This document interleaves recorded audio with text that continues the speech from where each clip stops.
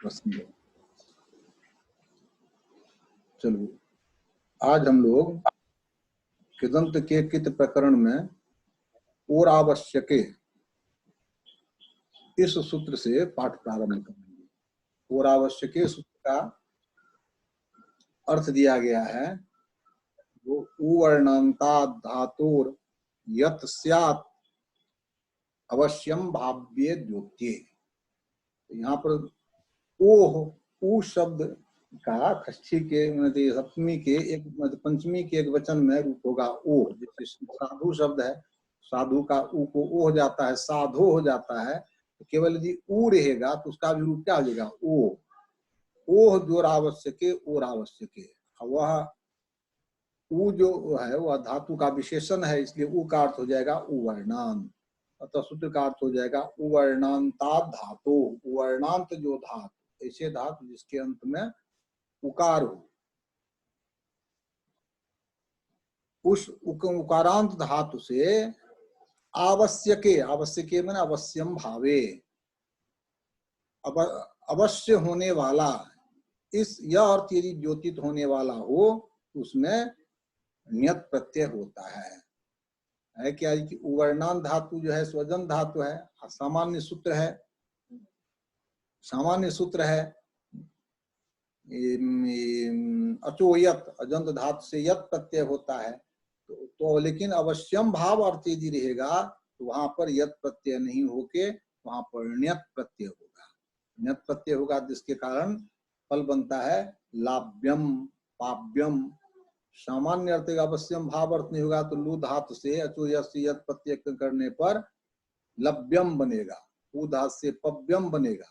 लेकिन यह अवश्य काटने योग्य है, लुई छेदने धातु है, यह वस्तु अवश्य काटने योग्य है। इस तरह का अर्थ यदि द्योतित होता रहे, यह इस तरह का अर्थ यदि हमको व्यक्त करना हो तो उस स्थिति में उससे ऋण्यत प्रत्यय हो जाता है। जब ऋण्यत होगा तो ऐसी स्थिति में लू यो होगा, अनुबंध संज्ञक वर्णों का लोप करके आचरणति से वृद्धि हो जाएगी, तो लौ यो होगा।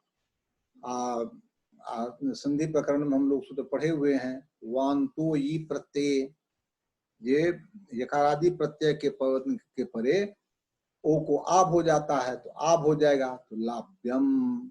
उसके बाद पू धातु से अवश्य पवित्र करने योग्य है, इस अर्थ में क्या बन जाएगा तो पाव्यम बन जाएगा। तो वैसे सामान्य यदि यह पवित्र करने योग्य है इस अर्थ में पव्यम बनेगा। यह अवश्य निश्चित रूप से यह पवित्र करने योग्य वस्तु है, इस अर्थ में पाव्यम बनेगा।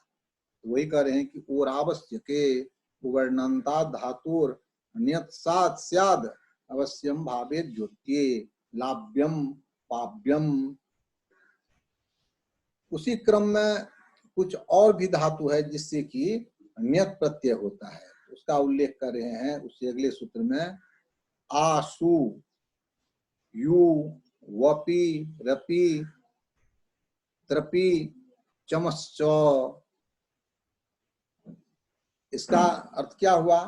आसु आंग पूर्वक जो सुधात कुई अभी खबे दात है, तो उस धातु से क्या होता है तो नियत प्रत्यय होता है। यहाँ भी अचोनियत अचोयत इस सूत्र से यत की प्राप्ति थी, उसको बाद के इससे नियत प्रत्यय होगा। आंग पूर्वक सु धातु से सुई खुई अभी खबे धातु से नियत प्रत्यय यदि करेंगे तो आशाभ्यम बनेगा। वही कहते हैं कि आशु, आशु मने आंग पूर्वक सु धात, यू धात, बपी मने बप धात, रपी मने रप धात, त्रपी मने त्रप धात, और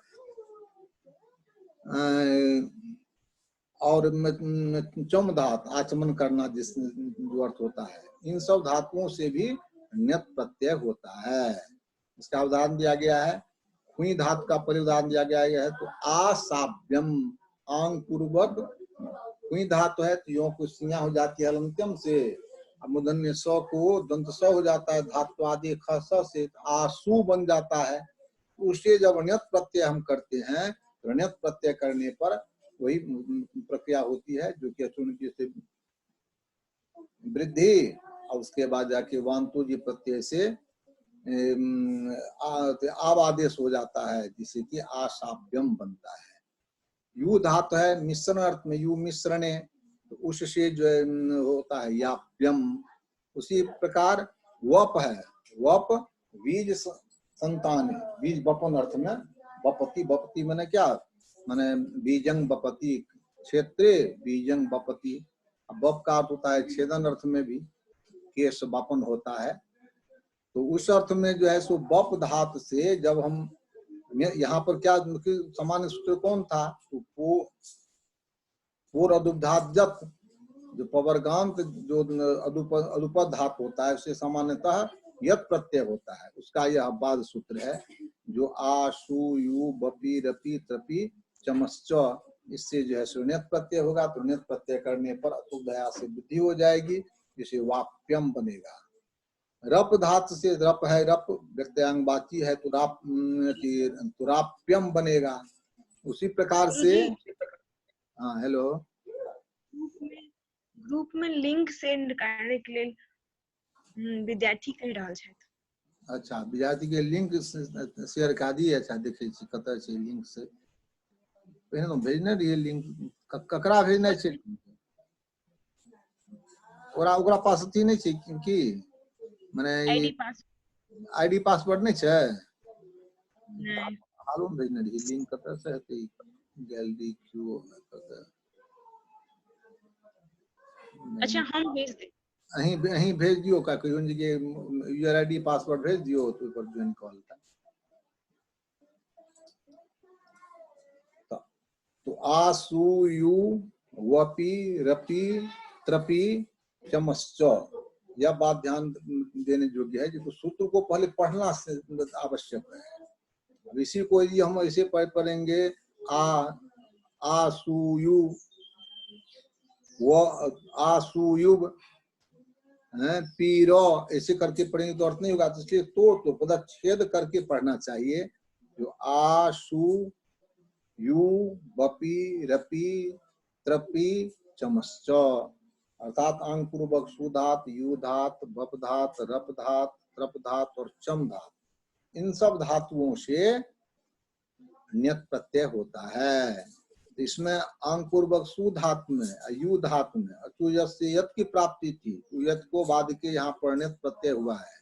और शेष जो धातु है बप रप त्रप और चम, इन धातुओं में अदुपद है। तो पूर्व अदुपधात जत से जो है सो यहाँ पर यत प्रत्यय की प्राप्ति होती थी, तो उसको जो है सो बाद के यहाँ पर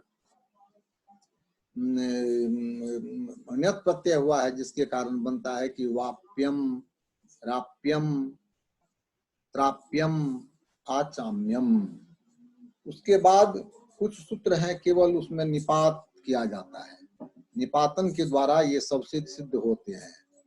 यह सब खास करके विशेष अर्थ में ही होता है। जैसे कि एक सूत्र है आनाज्यो अनित्ये, आनाज्य शब्द बनता है, आंग पूर्वक नि धातु से ण्यत प्रत्यय करने पर आनाज्य बनता है।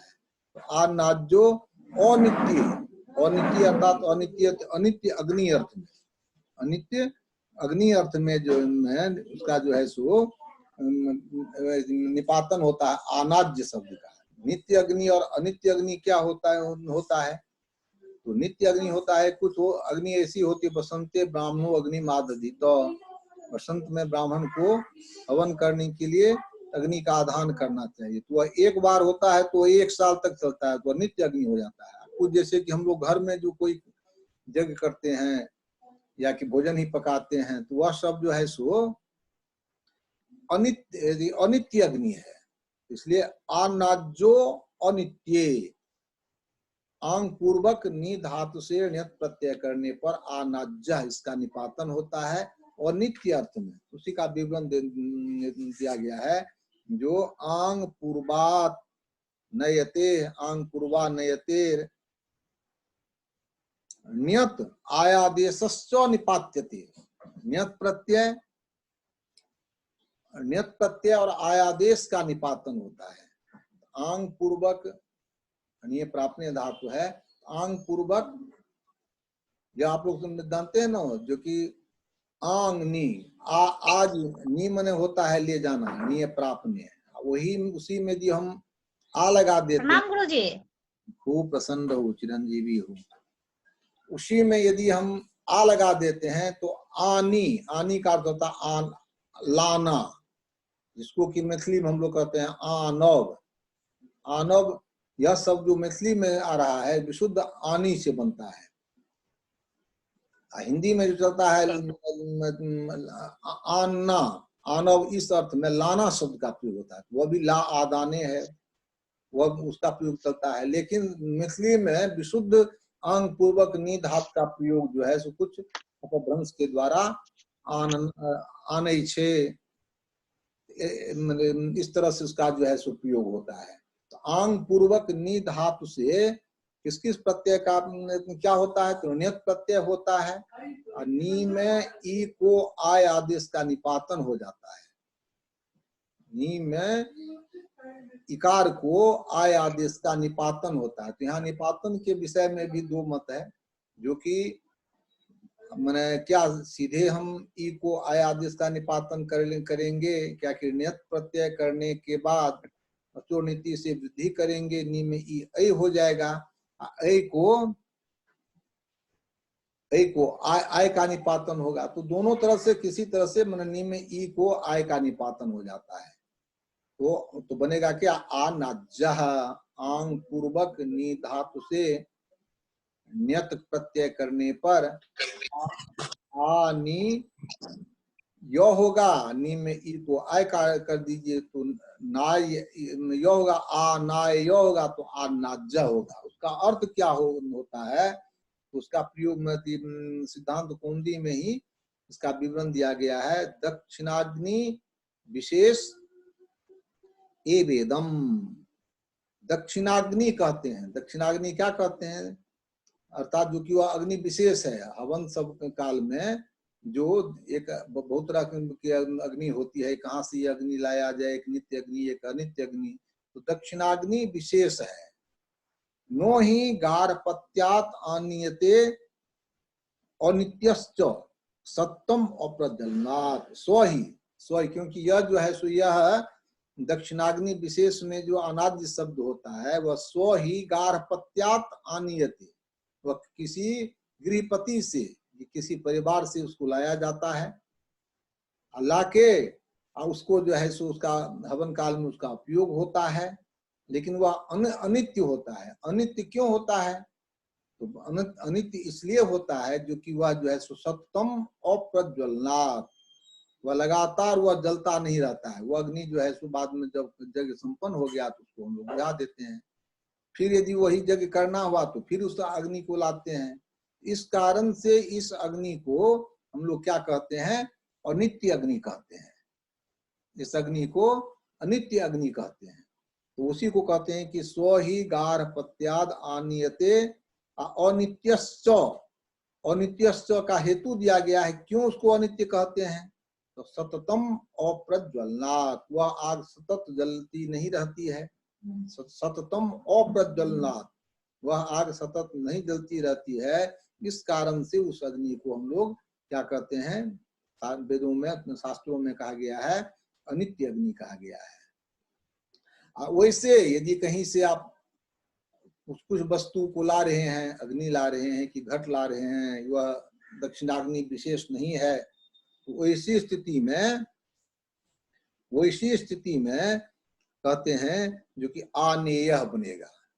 यहाँ पर एक बात आप लोग समझ लीजिए, किसको जो सूत्र में जो कहा गया है अनाज्यो अनित्य, अनित्य, अनित्य मतलब अनित्य किस अनित्य में, तो यह जो एक अभी आप लोगों ने पढ़ा दक्षिणाग्नि विशेषे एवेदम, दक्षिणाग्नि विशेष अर्थ में ही अनाद्य शब्द का प्रयोग होता है। यह जो है सो दक्षिणाग्नि विशेष अर्थ में ही, तो यह वार्तिक है, यह भट्टोजीक्षित का वचन नहीं है। दक्षिणाग्नि विशेष एवेदम, यह भट्टोजीक्षित का वचन नहीं है, बल्कि यह एक वार्तिक है। इस वार्तिक के कारण ही यहाँ पर दक्षिणाग्नि विशेष अर्थ में ही अनाद्य शब्द का प्रयोग होता है।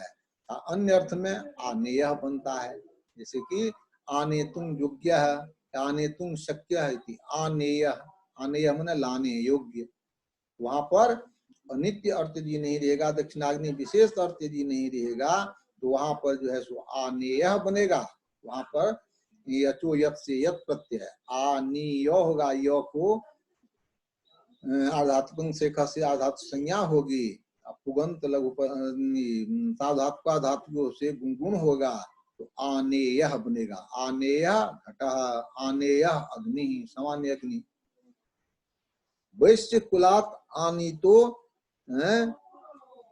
दक्षिणाग्निश्च, आनेयो अन्य घटादि। तो ये कहते हैं कि वैश्य कुलाद आनीतो दक्षिणाग्निश्च, आनेय शब्द जो है घटादि भी होगा, और वैश्य गृहपति से नहीं, वैश्य कुल से। वैश्य कुल में जहाँ वैश्य होता है बिजनेसमैन, जिसको कहते हैं बनिया कहते हैं, तो उनके घर से लाया हुआ जो लाई हुई जो आग है उसको दक्षिणाग्नि नहीं कहा जाता है।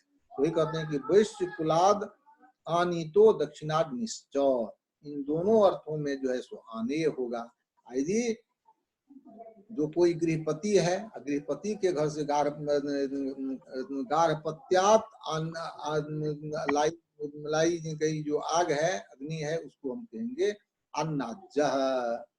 वही कहते हैं कि दो होता है, अन्नाज्यः आनेयः, आनेयः घटादि, और उसके बाद वैश्य कुलाद आनीतो दक्षिणाग्निश्च। एक और आगे में सूत्र है, प्रोणाज्यो, प्रोणाज्यो असम्मतो।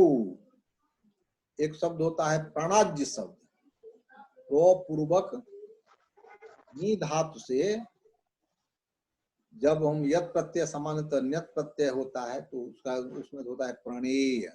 प्रणेय माने प्रीति करने योग्य, प्रेम करने योग्य, जो प्रणय कहते हैं। तो प्रणय माने क्या होता है, प्रेम होता है। तो पूर्वक नी धातु से जब यत प्रत्यय करेंगे तब प्रणय होगा।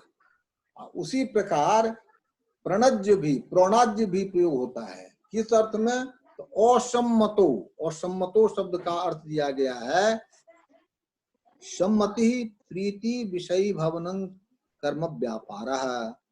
प्रीति हुआ कि जिससे कि लोग प्रसन्न हो जाते हैं, इसी से यदि हम प्रेम करते हैं, स्नेह देते हैं, तो उसमें उसके हृदय में प्रीति उत्पन्न होती है, प्रेम उद्गार उसका मंत्रित्व होता है। इस कारण से वह व्यापार जो है वह उसको कहते हैं सम्मति। और जिसमें सम्मति नहीं हो, जिससे तो आप प्रेम विषयक नहीं रहता है, घृणा विषयक रहता है, या उससे प्रेम से भिन्न विषयक रहता है, तो उसको हो जाता है प्रोणाज्यः। जैसे कि किसी को प्रेम बसात, स्नेह बसात यदि लाया जाता है, उसको वहां पर प्रयोग हो जाएगा प्रोणाज्यः, प्रोणाज्यः। जहां पर कि स्नेह पूर्वक नहीं लाया, स्नेह पूर्वक लाया गया उसका होता है प्रणेयः। यदि बिना स्नेह का लाया जाता है, बिना आदि के कारण लाया जाता है, उसका होता है प्रोणाज्यः। जैसे उदाहरण होता है प्रोणाज्यः चोरः, चोर को पकड़ के लाया जाता है, चोर को पकड़ के लाने योग्य। वहां पर इस अर्थ में प्रोणाज्यः शब्द का प्रयोग होगा, क्योंकि चोर जो लाया जाता है उसे प्रेम करने के लिए, उसे स्नेह करने के लिए तो नहीं लाते हैं, बल्कि उसको दंडित करने के लिए हम लाते हैं। और सम्मति अर्थ है, अतः तो वह प्रीति विषय भवन कर्म का व्यापार नहीं है। जिसको लाया जाता है उससे प्रीति उत्पन्न हो, उसके साथ प्रेम उत्पन्न हो, इस दृष्टि से तो उसको नहीं लाया जाता है। उस अर्थ में प्रोणाज्यः बनता है, पूर्वक नी धातु से न्यत प्रत्यय का निपातन, यहाँ भी नी में ई को आय आदेश का निपातन, तो प्रोणाज्य अवतरगाद और समासेपी से णत्व हो जाता है, जिसके कारण प्रोणाज्यः बन जाता है। यदि वहीं पर यदि अपना प्रेम व्यक्त करने के लिए, उसको स्नेह प्रदान करने के लिए यदि किसी वस्तु को लाया जाता है, तो वह सम्मति और सम्मति नहीं हुई, सम्मति अर्थ में क्या हो जाएगा, प्रणीय। और वही बात यहाँ पर सिद्धांत कौमुदी में यह सब बातें कही गई है, लेकिन चूंकि संकेत में बातें कही जाने के कारण लोग उतना समझ नहीं पाते हैं, लेकिन स्पष्ट क्लियर है यहाँ पर। देखिए, तो सम्मति प्रीति विषयी भवनं कर्म व्यापार है। प्रीति विषयी भवन, जो कर्म का व्यापार, जिसको लाया जाएगा वह कर्म होगा, वह कर्म का व्यापार को कौन हो गया, तो प्रीति विषयी भवन, वह उसमें प्रीति उत्पन्न हो, प्रीति के विषय का होना रूप व्यापार यदि हो, उस अर्थ में जो है वो उसको सम्मति कहते हैं। उससे भिन्न अर्थ में जो है सो प्रणज्य शब्द का निपातन होगा। उसके बाद प्रणति सम्मति का दूसरा भी अर्थ दिया गया है, तथा भोगेकु आदरोपि सम्मति। भोग में आदर, सांसारिक पदार्थ है उसका हमको भोग करना है, तो उससे बहुत लगाव है, बहुत आसक्ति है, उसको भी कहा जाता है सम्मति। तो सम्मति का यह अब दो अर्थ हुआ, जो कि उसमें जिसको हम लाए जाते हैं उसके प्रति स्नेह को व्यक्त करना, या उसमें भी स्नेह को उत्पन्न करना, और दूसरा अर्थ हुआ कि भोग के प्रति आदर का अभाव, वह भी जो है सो भोग के प्रति आदर, यह भी सम्मति कहलाता है। उससे भिन्न जो है सो हो गया असम्मति। इसका उदाहरण दे दिया गया है, जो प्रणज्यस चोर, चोर जो है सो लाने योग्य है। यहाँ पर चोर में प्रीति उत्पन्न करना अर्थ नहीं है, भोग में के प्रति आदर वाला अर्थ नहीं है, इसलिए पूर्वक निधात से ण्यत प्रत्यय होगा, नि में ई को आय आदेश होगा, इसलिए प्रणज्य बनेगा। उसका विवरण दिया गया है कि प्रीत्य नरह इत्यर्थः, प्रीति के अनर्ह है, अर्ह मने होता है योग्य, अनर्ह मने होता है अयोग्य, प्रीति के योग्य नहीं है। चोर के प्रति कोई जो है सुप्रेम करता है, कोई स्नेह करता है, सब चाहता है कि चोर भाग जाए, उसका अपना आदमी भी जो है उसको बहुत पसंद नहीं करता है, तो स्वार्थ के लिए ही करता है। तो प्रीत्य नरह, चोर जो है सो प्रीति का अनर्ह है, अनर्ह माने योग्य नहीं है। अप्रणज्यो अंत्यवासी, अंत्यवासी जो होता है वह जो है सो प्रणज्य है। प्रणज्य क्यों है, क्योंकि जो अंत्य छात्र होते हैं तो छात्र के प्रति गुरु का स्नेह होता है, स्नेह गुरु जी के स्नेह से छात्रों में जो है सो एक प्रीति उत्पन्न होती है। प्रीति का अर्थ होता है उसकी तृप्ति होती है, उसको मन संतुष्ट होता है, इसलिए छात्र को क्या कहा जाएगा, दूसरा अर्थ है प्रीत्य प्रणज्यो अंत्यवासी। यहाँ पर दूसरा, क्योंकि सम्मति का दो अर्थ किया गया था, एक अर्थ किया गया है जो कि प्रीति विषयी भवनं कर्म व्यापारा, जिससे कि प्रीति उत्पन्न हुआ, एक दूसरा अर्थ किया गया था भोग में अति आदर, भोग के प्रति आदर को भी सम्मति कहेंगे। तो इसका प्रीति मैंने प्रेम उत्पन्न करना, यह अर्थ जो है इस अर्थ में नहीं होगा, उससे भिन्न अर्थ में होगा, तो उसका हो गया प्रणज्य। अब भोग के प्रति आदर अर्थ में तो प्रणज्य नहीं होगा, उससे अनादर अर्थ में होगा, उसका उदाहरण दिया गया है कि प्रणज्य अंत्यवासी, अर्थात विरक्त, विरक्त ऐसा अंत्यवासी जो विरक्त हो, जिसके भोग के प्रति आसक्ति नहीं हो, तो वही कहते हैं विरक्त। और उससे भिन्न जिसको कि भोग के प्रति आसक्ति है, या कि जिसको कि उसमें प्रीति, उसमें तृप्ति उत्पन्न करने के लिए उसने प्रदान किया जाता है, उस दृष्टि से जब उसको लाया जाता है तो उसको कहते हैं प्रणेय। प्रणेयो अन्यः। उसके आगे फिर निपातन वाला ही सूत्र है, राज्य, सानाज्य, निकाय, निकाज्य, धाज्या। कितना शब्द हुआ, पाज्य, सानाज्य, निकाज्य और धाज्य, चार शब्द हुए। पाज्य के बाद पाज्य, सानाज्य, निकाज्य और धाज्य, इन चार शब्दों का चार तरह के अर्थों में भिन्न भिन्न अर्थों में उपयोग होता है। जैसे कि पाज्य शब्द का निपातन होता है मान अर्थ में। मान का मतलब है कि नियते अनियति मानम, इसके द्वारा किसी चीज को नापा जाता है। जैसे कि हम लोग आजकल तो चलता है किलो, क्विंटल, टन, यह सब चलता है। अब पहले चलता था प्रस्थ चलता था, द्रोण चलता था, सेटक चलता था, यह सब शब्द चलता था, पल चलता था, मास चलता था। तो यहाँ पर मान का तात्पर्य है मापने का साधन भूत, मापने का साधन भूत अर्थ में पाद्य शब्द का प्रयोग होता है। पाद्य माने क्या, प्राचीन काल का कोई, जैसे आजकल हम लोग माने किसी चीज को नापने के लिए किलो आदि का प्रयोग करते हैं ना, उसी प्रकार से प्राचीन काल में किस मान विशेष का प्रयोग होता था पाद्य शब्द का। पाद्य शब्द कैसे बनता है उसका होता है, तो सबसे वो आगे में शब्द की वनस्पति में समझाएंगे। तो पाद्य शब्द का निपातन किस अर्थ में, तो मान अर्थ में, मान अर्थात नापने के साधन अर्थ में।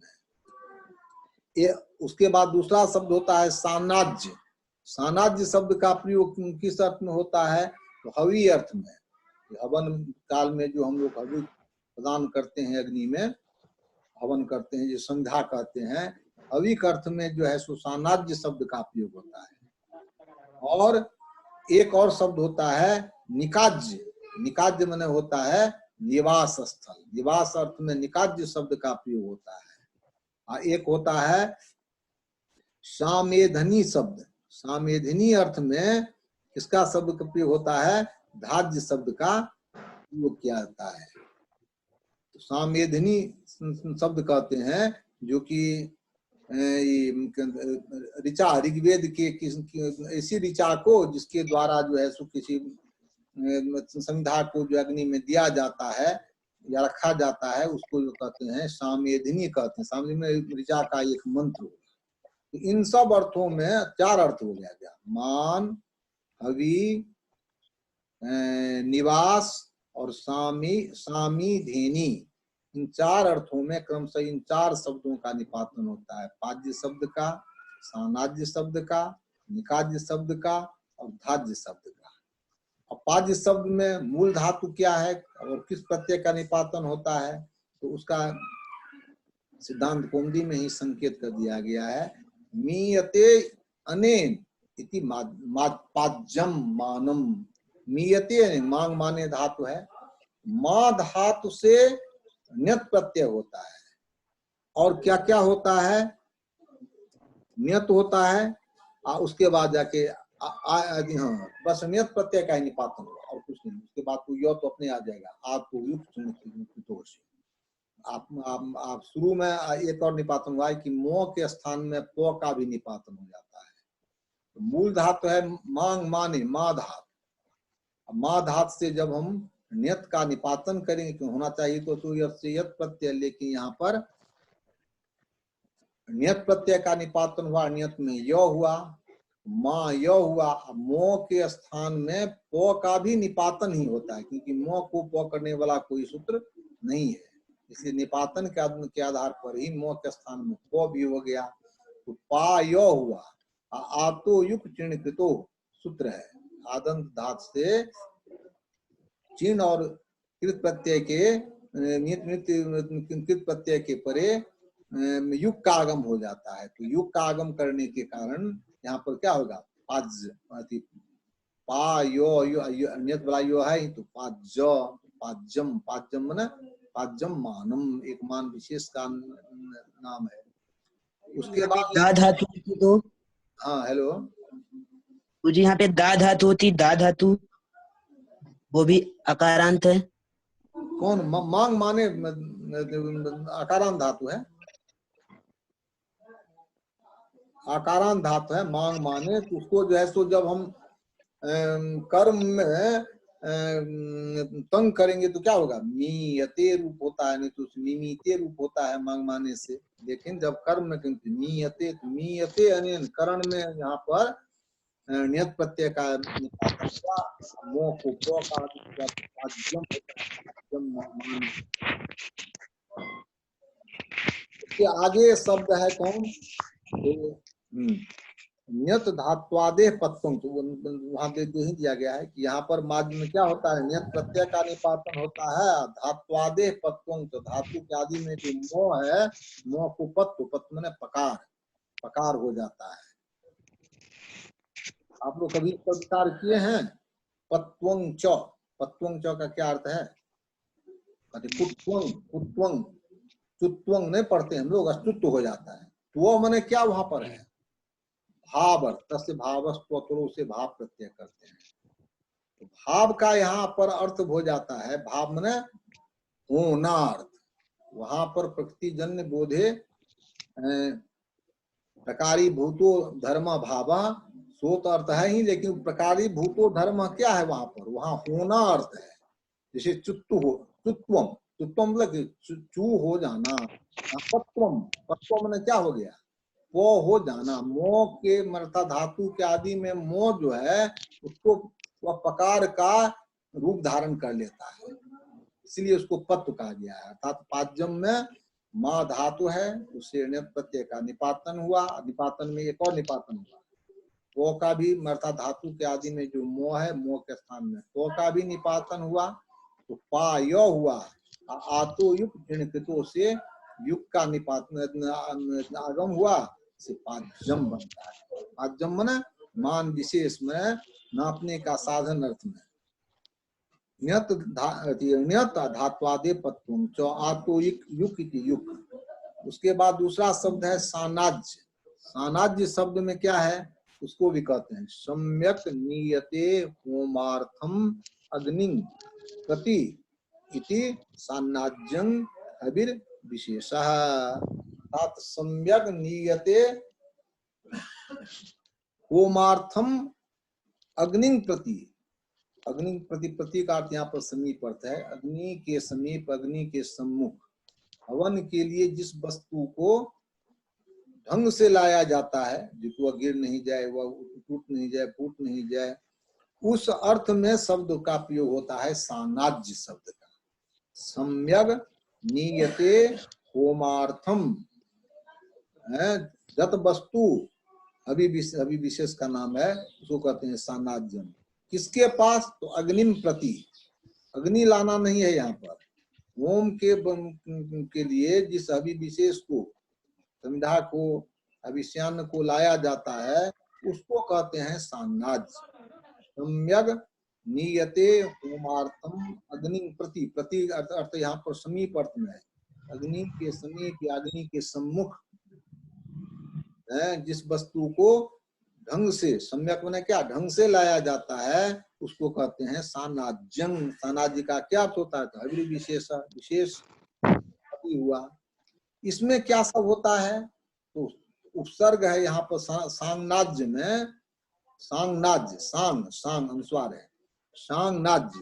तो सांगनाज्य में सम उपसर्ग है, अनी धातु है, अन्यत प्रत्यय हुआ है, और उपसर्ग वाला जो सम वाला स्व में अ है, उसको दिल का भी निपातन के द्वारा, और तो सूत्र है नहीं,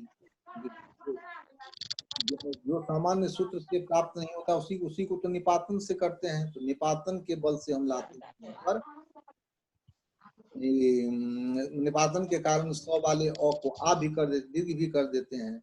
वही बात कहते हैं नियत, और आयादेश का निपातन हुआ। तो सानाज्य शब्द की सिद्धि के लिए मूल धातु हुआ सम, यहाँ तो तीन निपातन, इनके निपातन, ण्यत प्रत्यय का निपातन हुआ। तो समानता सूत्र जो है चो अचो यत, उसे तो यत प्रत्यय होता है अजन धातु से, नी भी तो अजन धातु यत होना चाहिए, लेकिन यत को बाद की यहाँ पर क्या हुआ? अण्यत हुआ। अण्यत के अण्यत आयादेश, और इकार के स्थान में आयादेश का भी निपातन हो गया। समो दीर्घश्च, समो दीर्घश्च निपात्य, सम को दीर्घ, सम को थोड़ा दीर्घ होगा, सम को दीर्घ नहीं होता है, अर्थात सम वाले जो सकार उत्तर आकार है उसको दीर्घ होगा। वही कहते हैं कि समो दीर्घस्व निपात्यते, इसलिए तो हो गया सान्नाज्य, हो गया सान्नाज्य मैंने हबीर विशेष अर्थ में हो गया। और तीसरा शब्द है निकाज्य। निकाज्य का अर्थ होता है निवास, निवास स्थल। उसकी व्युत्पत्ति दिखला रहे हैं, नीचीयते अस्मिन धान्यादिकम इति निकाज्यः। जैसे हम लोग आगे पढ़ेंगे, कीर्तन प्रकरण में भी आप लोग पढ़े होइएगा या पढ़िएगा। जैसे गृहम का, एक गृह्णन्ति धान्यादिकम अस्मिति गृहम, जिसमें कि धान आदि को रखा जाता है, उसीलिए तो घर की जरूरत पड़ती है। उसी प्रकार यहाँ निकाज का भी अर्थ उसी तरह दिया गया। निकीयते, निकीयते मैंने क्या, संगृह्यते। की धातु का अर्थ होता है संग्रह करना अर्थ। निकीयते संगृह्यते धान्यादिकम अस्मिन इति निकाज्य, निकाज्य होता है। यहाँ भी क्या क्या निपातन होता है तो उसको दिया गया है। तो निकाज्य का अर्थ होता है निवास, निवास अर्थ। यहाँ सब क्या होता है तो नी उपसर्ग है और ची धातु है चीचैने, उसमें कर्णेण्यत या तो कृत प्रत्यय है, कृत प्रत्यय की सामान्यता होता है कर्म में और भाव में, लेकिन यहाँ पर अधिकरण में ण्यत प्रत्यय हुआ है। और इकार के स्थान में आयादेश का भी निपातन हुआ है। और धात्वादे कत्वं, धातु के आदे में है नकार, नकार के स्थान पर आदेश का भी विधान हुआ है। यहाँ पर निपातन हुआ, अधिकरण में आयादेश धात्वादी को कार तत्व का निपातन हुआ। ये निकाज, निकाज, निकाज माने निवास। उसके बाद एक और शब्द रह गया, कौन शब्द, तो धाज्या शब्द, धाज्य शब्द। तो धाज्य शब्द कहते हैं धीयते अनया शमित या ऋक सामेधेनी विशेष का नाम है। ऋग्वेद के जो मंत्र है ना, उस मंत्र का नाम है सामेधेनी। सामेधेनी अर्थ में धाज्या, धाज्य शब्द, धाज्या का निपात, धाज्य हुआ। धीयते, धीयते मैंने की स्थापित, विधाय धारण पोषणीय धातु है, उसका जो है सो क्या होगा, धीयते। अनया, अनया में अनया ऋचा, अनेन मंत्रेण, इस ऋचा से समित, समिधा को, धीयते अनया समित इति धाज्या ऋक। ऐसा ऋक जिसके जिस ऋक मंत्र का प्रयोग करके समिधा को अग्नि के समीप रखा जाता है। वेद में जो कोई क्रिया है उसमें अधिकतर में मंत्रों का प्रयोग करके ही मंत्री अग्नि को जो जलाया जाता है या समिधा को लाई जाती है, समिधा को रखी जाती है, तो उस सब को भी जो है इसके लिए मंत्र होता है। समिधा को इस मंत्र के द्वारा रखा जाए, धीयते अनया समित इति धाज्या। यहाँ पर जो है सुविधाय धारण पोषणीय धातु है, कर्ण में ण्यत प्रत्यय का निपातन हुआ, तो धा यो हुआ।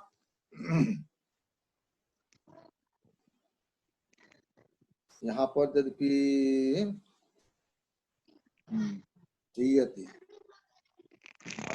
तो दिया गया कि आयादेश का निपातन हुआ है, लेकिन आयादेश का निपातन तो धातु रहेगा तभी है, लेकिन यहाँ पर जो है सो आ धातु का यदि प्रयोग करेंगे तब तो आतो युक्त तो इस उससे भी ण्यत प्रत्यय करके बन जाएगा।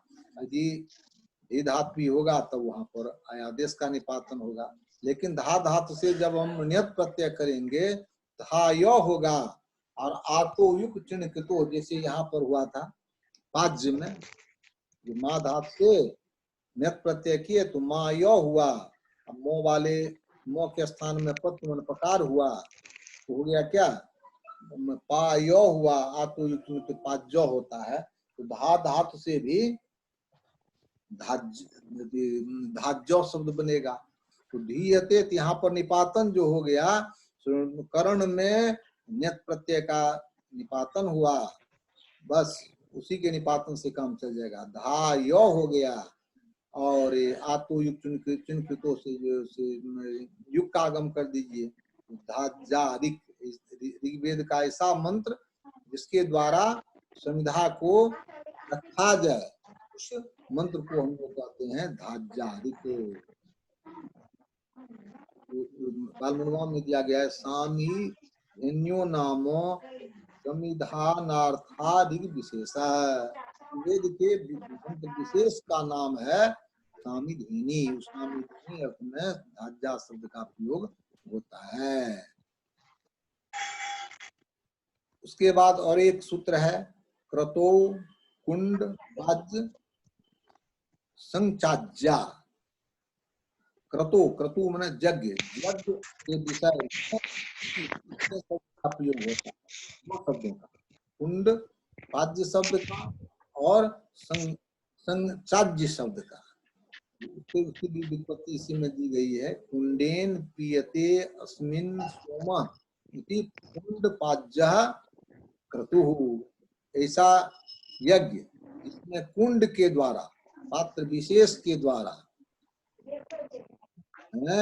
सोम को पिया जाता है, सोम के रस को पिया जाता है, तो उसी को, उस यज्ञ को क्या कुंड पाज्यः कुंड पाज्यः मैंने यज्ञ विशेष का जैसा यज्ञ आजकल चलता नहीं है, प्राचीन काल में चलता होगा, लेकिन फिर भी होता है क्या कहिएगा जो कि इसमें प्रसंग के साथ यह है कुंड पाज्य क्रतु है, वह क्रतु सोम जब मिलेगा ही नहीं तो आप सोम पान कीजिएगा कहाँ, यज्ञ कैसे कीजिएगा, उसका वर्णन क्यों किया जाता है, इस सब का शब्द का उल्लेख क्यों किया जाता है, इसके बारे में महाभाष्य के पौराणिक में आप लोग पढ़े हुए हैं, जो कि बहुतों प्राचीन वेदों में वर्णन है कि 100 वर्षों तक जल चलता है, 100 वर्षों तक जल चलता है, वह कोई कर सकता है, लेकिन नहीं आज के युग में, क्योंकि आज के युग में जो कोई जिएगा तो बहुत से बहुत 100 वर्ष जिएगा, 100 वर्ष में भी मनुष्य का जीवन काल वास्तव में जो काम करने योग्य काल रहता है वो 30-40 वर्ष से अधिक कोई ढंग से काम, उसके बाद जो है कि प्रभाव पड़ जाता है, इंद्रिय हो जाता है, आगे तो काम हो ही नहीं सकता है, बहुत कम तो मनुष्य का बहुत 50-55 वर्ष से अधिक कोई भी मनुष्य जो है इसको काम करने लायक नहीं है, और 10-15-20 बाल्यावस्था में ही बीत जाता है, 60-70 के बाद जो है तो वृद्धावस्था में ही उसकी ऐसी अवस्था हो जाती है कि बहुत लोग काम कर भी नहीं सकते।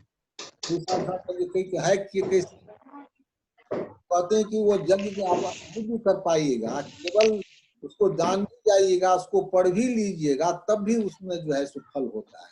उसी प्रकार से यह शब्द भी है, कुंडपाज्य शब्द है, ये ऐसे ऐसे शब्द जो है सो आज भले ही वह प्रस्तुत नहीं चलता हो, लेकिन उसके बारे में आपको जानकारी भी मिल गई, बहुत संसार में ऐसी बातें हैं, रामायण हम लोग देखते हैं, महाभारत देखते हैं, आज तो हम कहीं नहीं देखते हैं, क्योंकि रामायण तो कब हुआ, कब महाभारत हुआ, लेकिन उसी को जब हम रामायण पढ़ते हैं कि महाभारत पढ़ते हैं, उसका पुण्य होता है, उसका फल होता है। उसी प्रकार ये सब शब्द जो हैं वेदांग है ना, ये व्याकरण, इसलिए इनमें ही चर्चा की गई है। आभास में इसलिए स्तप्लिप्ते पर भी व्याख्यान क्या है, बहुत शब्द है जिसका आजकल प्रयोग नहीं होता है, तो उसको निकाल देना चाहिए, व्याकरण निकाल सकते हैं, निकालिएगा यदि तब तो आपको पुण्य में हानि होगी।